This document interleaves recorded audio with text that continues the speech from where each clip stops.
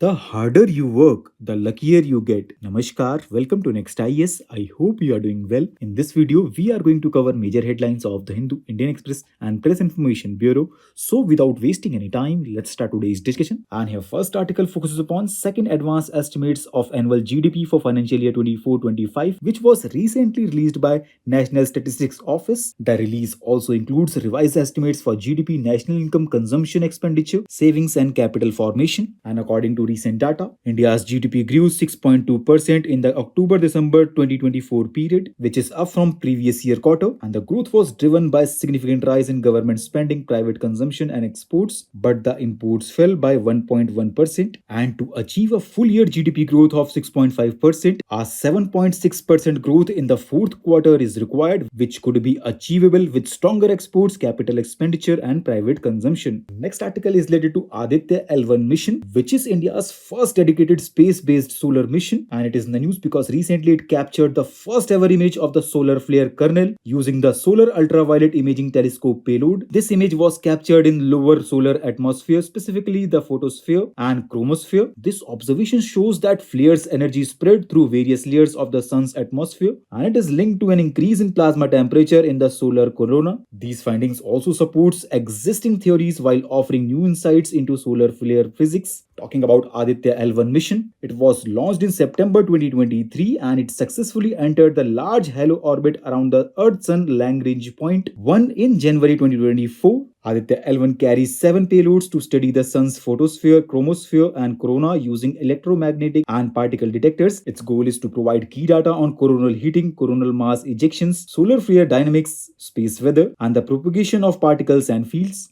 Next article focuses upon wetland conservation, and it is in the news because Meghalaya High Court's recent suo motu public interest litigation on wetland conservation highlights the importance of protecting wetlands. They are under severe stress due to urbanization, population growth, industrialization, and climate change. Here you must know that wetlands cover about 6% of Earth's surface and provide 40.6% of global ecosystem services, but now they have declined by 35% globally since 1970. The Ramsar Convention stresses the need for wetland conservation linked to broader environmental goals, including biodiversity and climate change mitigation. And do you know, friends, India is a signatory to the Ramsar Convention and it has designated 75 Ramsar sites. But now India faces significant wetland loss, particularly due to urbanization, with cities like Mumbai and Chennai seeing drastic reductions. Therefore, effective wetland management requires a comprehensive ecosystem-based approach, which is linked to climate change and sustainability goals. Next article is related to India Country Economic Memorandum Report, which was recently released by World Bank. And according to report, India needs to grow at an average rate of 7.8% over the next 22 years to reach high income status by 2047. Achieving this goal will require ambitious reforms. And here the key recommendations include increasing investments to 40% of GDP by 2035, boosting labor force participation to above 65%,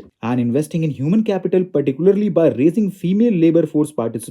Next and last headline talks about farmer producer organizations, which are collective organizations formed by farmers to improve their market access, bargaining power, and income through economies of scale in production and marketing. They are registered under Companies Act or Cooperative Societies Act, and in this context, Farmer Producer Organization Scheme was launched in 2020 and aims to form and promote 10,000 FPOs across India. This scheme focuses on increasing farmers' income by improving market access, bargaining power, and resource use efficiency. The scheme provides 5 years of support to new FPOs, including financial assistance for management costs, equity grants, and credit guarantee facilities. So with this, let's conclude today's discussion. Thanks for listening, and for regular updates, you can follow us on various social media platforms.